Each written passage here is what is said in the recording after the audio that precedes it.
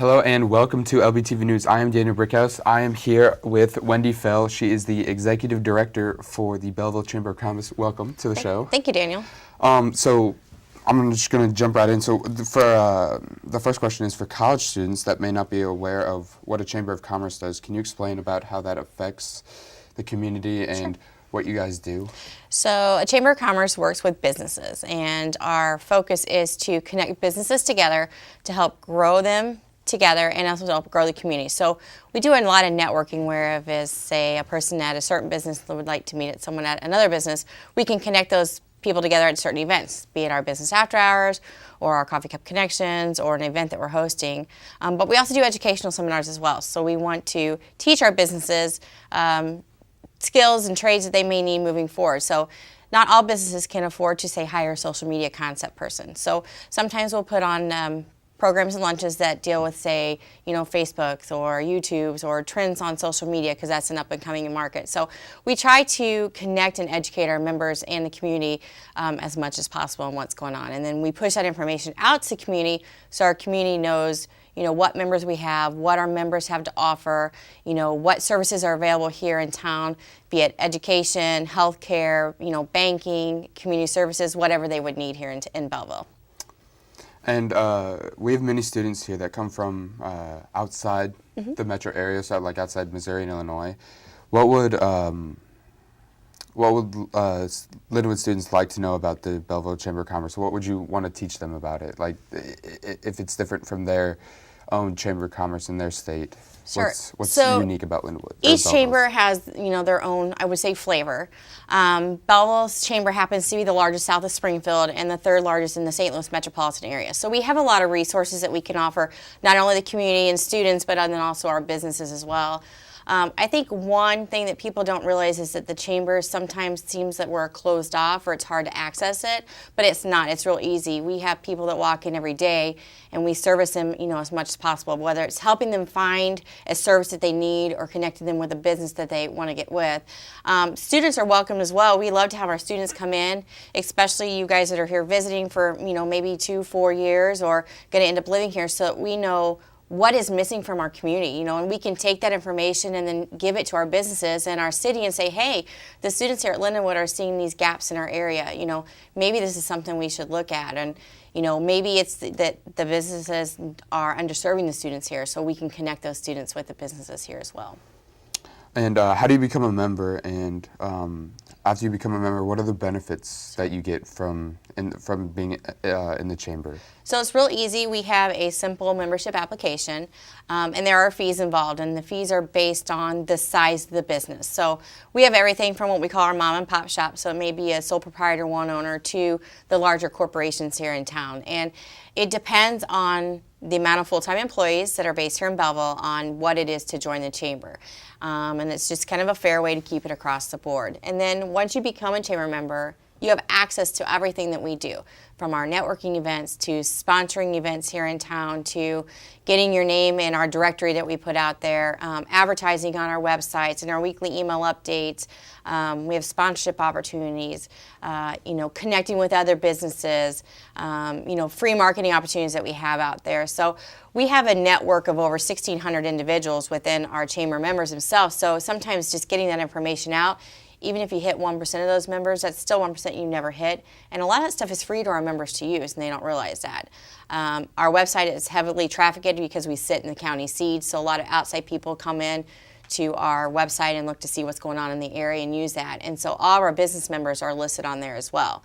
And then like we talked about before, they can attend our educational seminars or, put information in our office that can be given out to the public. And believe it or not, we have a lot of walk-in traffic, so a lot of that information gets picked up by a lot of different people. And if you're for the non-business business owners, how do they get involved in the Belleville Chamber of Commerce? Is it a different process for them? Or? No. So we have community members as well, or retired members that come in, and sometimes it's because they've worked in a business that has been a chamber member for a long time, and they still want to give back. So we have volunteer opportunities for them at some of our events or working some of our festivals. Sometimes they just like to continue to network with the people that they worked with before they retired.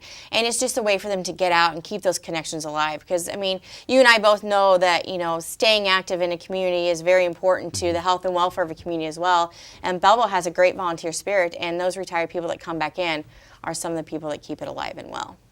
And you guys do many events throughout the whole year. You guys organize like the Coffee Cup Connections and the Young Professionals Sure. Social. Who can participate in these, and who does one talk to if to learn a little bit about these events? Sure. So they're kind of two different animals, and so I'll approach it a little bit differently. The Coffee Cup Connections is a morning breakfast meeting that's open to our entire membership, and anybody can attend. We do have a host that hosts it each morning, and they provide like coffee and donuts and stuff like that for the members that are attending, and then they talk about their business. To host that, you have to sign up almost a year in advance to do it. So they are very popular to sign up to do that. But then again, anybody can attend. And it's a great, easy networking opportunity for sometimes those people that are new to the chamber, because it's not nearly as large as, say, our business after hours. It's more of a small, intimate group of the people that get together. Usually about 30 people get together, whereas our business after hours sometimes is upwards of 100. And sometimes people aren't comfortable going to places where there are 100 people, where they feel like they could get lost in the crowd, or sometimes the schedule just doesn't work out where they can attend a morning meeting but not necessarily a business after hours one, which starts at later in the afternoon.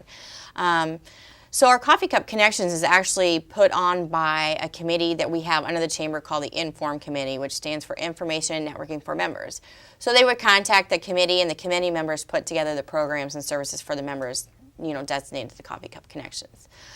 Young Professionals, we don't really say it's closed off to anybody. I would say the perception is it's an under 40 group.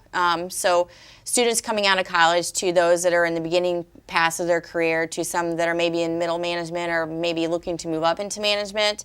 But we don't deter anybody from coming, because there are individuals in the chamber that may be more seasoned in their career, but they can learn a lot from the young professional. So I don't like to use the word millennials, but we'll say the millennial mind sometimes is different from the baby boomer mind. So to merge those two groups together is a fantastic way to do that. There is a committee that forms for the Young Professionals Committee that go out and look for quality speakers to bring in to talk to our young professionals about what they're looking for. Is it teaching them how to grow in their management style? Is it what's going on in the community? Or is it just, do they just need a social where they just need to get together and just talk about things that are affecting them? And so we try to balance that out between socials and luncheons and who we're inviting to come in and talk to them. What are some of the larger community events that you guys organize? So we have two large ones that we organize for community events itself, and the first one is coming up in April. On April 21st is the Ale Fest. We hold that at 4204 at their brewery and banquet center, and that is a craft beer ticketed event where people can come out and buy tickets for that, and they get to sample upwards of 100 different craft beers if they would like. And it's a short event, but again, it's open to the community. Our larger event that we host every October, and this will be the 35th year for it, is the Belleville Chili Cook-Off. And that is probably our premier event. There are upwards of 60 vendors there. Most of those vendors are not-for-profit agencies that are raising money for local charities. So we survey our vendors and ask them how much money are they giving back to the community, and each year it's upwards of $100,000 that are going back to the community, to the local charities or to the restaurants themselves that are being vendors in the chili cook-off. We've really grown it into a family event. It's a 2-day event. We have a kids area. We have entertainment both days that are focused, for the family, and we have a 5K run that goes along with that as well. So we always say on Saturday morning, come run the 5K. You'll be healthy enough to eat all the chili you'd like on Saturday evening. So those are two large events, and we cannot do it without our volunteer members of the chamber. It takes upwards of between 100 and 200 volunteers, especially for chili cook-off, to run that 2-day event, and Ale Fest is probably upwards of 100 volunteers as well. So we have a great volunteer spirit here in Belleville. Our chamber members really, really come out to help volunteer and put those events on for them, and we cannot thank them enough for that. And then downtown Belleville, me just being here for a year, almost two, it's changed a lot over the years, not just from the year I've been here, but since it first began. How is the Chamber of Commerce trying to help small business owners, or just business owners in general that don't have a business yet, to try and help them get downtown to start their own business Sure. and make downtown Belleville even more exciting than it already is? So we have two different ways we can do that. It's kind of a twofold question again. So one, we host the SCORE in our office, which is a group of retired executives that actually will sit down with new business owners to go through, say, a business plan from start to finish. So what's your business proposal? Do you have a financing background ready to go? How are you going to finance it? What customers are you targeting? Have you looked at your, return on investment? Do you have a return on equity ready to go? Have you looked at buildings? They'll look at everything from start to finish. So we host them in our office, and they meet once a month. A new business owner can call us at any point in time, and we can put them in touch with what's called a SCORE counselor.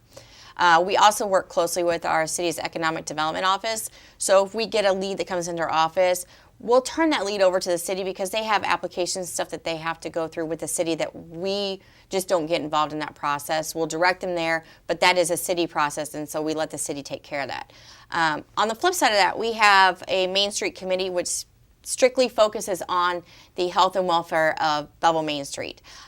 They focus on the downtown area, marketing the area, bringing in new businesses. If a business leaves, trying to find out why it's leaving. They put on certain events downtown that bring people down there and get them into the store. So would it be the St. Patrick's Day Block Party, which is coming up on March 17th, or the Art and Wine Walk, or the Craft Beer Walk? And so what they do is they strategically place those stops in the store so people go into the stores and restaurants there to see what downtown has to offer and what that flavor is. The city does a great job of marketing downtown at Christmas time, too, to bring people in from all over at Christmas time as well. So we partner with them to make sure the health and vitality of downtown is vibrant and living, and we are looking forward to bringing more businesses in downtown. And there are also some new restaurants opening up in Belleville. Correct. Is that an indication that Belleville is growing? And are there going to be any more? Are there going to be more new restaurants opening up as well? I think you'll continue to see it grow. What's unique about Belleville is they have a lot of non-chain restaurants. So you'll find more what we call the mom and pop restaurants. Again, they're individually owned. People, put their blood, sweat, and tears in them. They believe in them. They're going to grow them. It's unique food. So one of the new restaurants that's going to be opening up is Copper Fire. It's coming in downtown. It should open. They're hoping to open by, March 17th, but it'll be right around there sometime. It may be in the March. But so you'll continue to see that new flavor coming in downtown. And there's new restaurants that pop up on the east and west as well. It's not always just downtown. But I think you'll continue to see that growth. There's some new development coming out along what's called the Route 15 corridor that you'll continue to see. We don't get all that information as soon as it comes out sometimes because it's more that, like I said, it's the city that handles a lot of that projection and growth to begin with. We usually come in on the backside of it when it's time to promote it and get it out to the people. We're really good about connecting them out, hosting the ribbon cuttings, getting people on site to them. They'll call us a lot for media days to get it out to the media as well. And so the nuts and bolts of it's really handled through the city, and then we do the fun side, which is when we get to do the promotion and bring the people in. So. Well, thank you very much for watching. I am Daniel Brickhaus with the Executive Director of the Belleville Chamber of Commerce, Wendy Pfeil. We will see you next time here on LBTV News. Thank you, Daniel.